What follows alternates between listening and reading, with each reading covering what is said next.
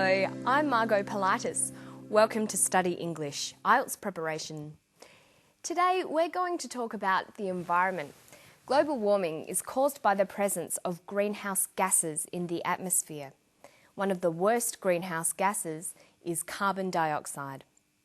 We're going to look at the language of cause and effect while we find out why these greenhouse gases are a problem.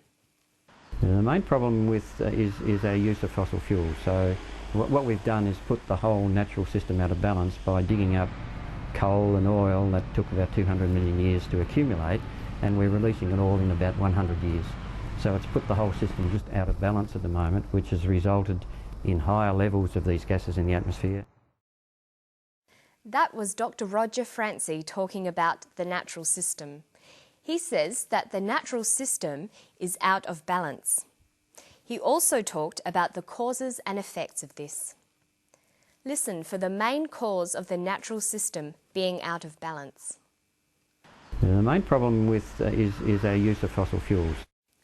He says the main problem is our use of fossil fuels.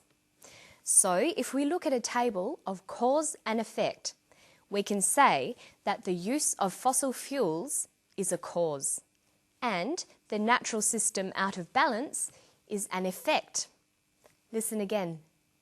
The main problem is our use of fossil fuels. So what we've done is put the whole natural system out of balance by digging up coal and oil that took about 200 million years to accumulate, and we're releasing it all in about 100 years. So the natural system has been put out of balance by people digging up and burning coal and oil. This releases gases into the atmosphere. Coal and oil are fossil fuels. So if we go back to the table of cause and effect, we can say that digging up and burning coal and oil is another cause. See if you can hear another effect. The main problem is our use of fossil fuels. So what we've done is put the whole natural system out of balance by digging up coal and oil that took about 200 million years to accumulate, and we're releasing it all in about 100 years. So it's put the whole system just out of balance at the moment, which has resulted in higher levels of these gases in the atmosphere. It's put the whole system out of balance, which has resulted in higher levels of gases in the atmosphere. So here, the natural system out of balance is now a cause.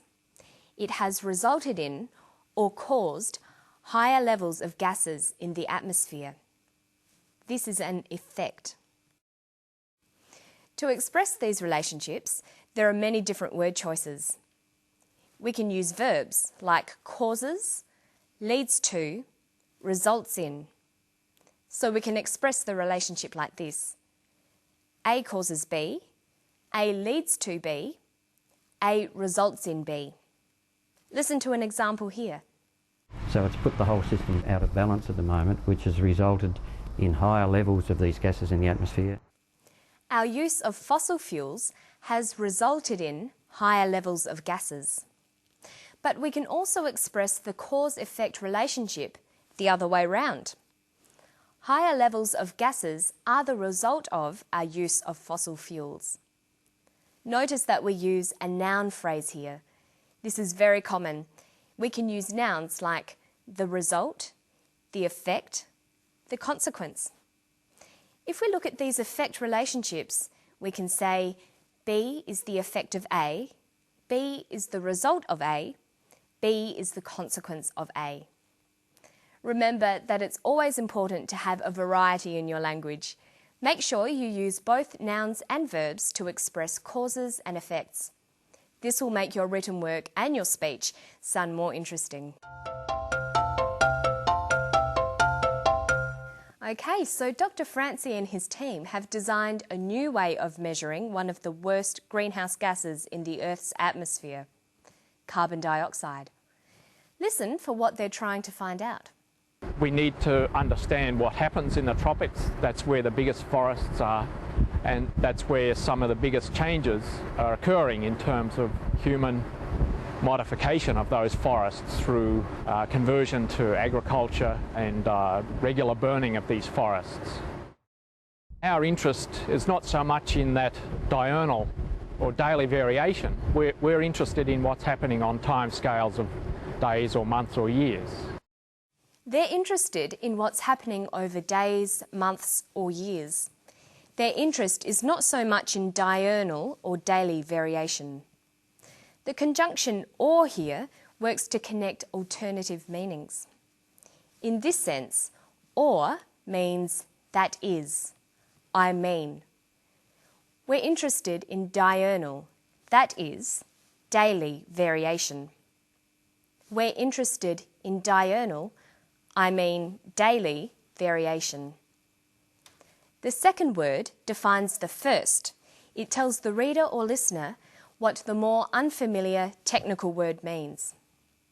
Listen again for what diurnal means. Our interest is not so much in that diurnal or daily variation. He says diurnal or daily. Diurnal means daily. See if you can work out the meaning of CO2 here. One of the main causes of global warming is CO2, or carbon dioxide. CO2 or carbon dioxide. CO2 is carbon dioxide. When you're looking at environmental issues like global warming and greenhouse gases, it's often necessary to be familiar with these kinds of chemical terms. You should try to learn the more common ones, like CO2. You might want to keep a copy of the periodic table in your notebook. That's the list of all the chemical elements and their abbreviations. Here are some of them. Hydrogen is H, but helium is HE. Notice that with abbreviations of elements, the first letter is always a capital and the others are always small. See if you can guess these ones. Oxygen, that's O, and carbon is C. But they're not always that easy. Lead is PB, and sodium is Na. Okay, now let's listen to Dr. Francie talk about the new CO2 measuring device. Then we'll look at the names of countries and nationalities. There's been interest from Korea, Japan, France and Malaysia, where the analyser could be installed on a 100-metre tower on the island of Borneo. He says there's been interest in their device from Korea, Japan, France and Malaysia. It's important to learn and recognise the English names of the major countries of the world, their nationalities and how to spell and pronounce these. It's a good vocabulary exercise to make lists of these families of words. To help you remember them, try grouping countries according to how the nationalities are formed. Notice that they're all spelt with capital letters. We have the AN group, Australia, Australian, Korea, Korean, Malaysia, Malaysian, Fiji, Fijian. We have the ESE group, Japan, Japanese, China, Chinese, Vietnam, Vietnamese. Then there's the I group, pronounced I, Bangladesh, Bangladeshi, Kuwait, Kuwaiti. And some nationalities are formed in an irregular way. France, French, New Zealand, New Zealander, Philippines, Filipino. And watch the change in spelling with that one. Why don't you start your own list of English names for countries and their people? Some countries also take separate adjectives that you can learn along with them. And that's all for Study English today. I'll see you next time. Bye-bye.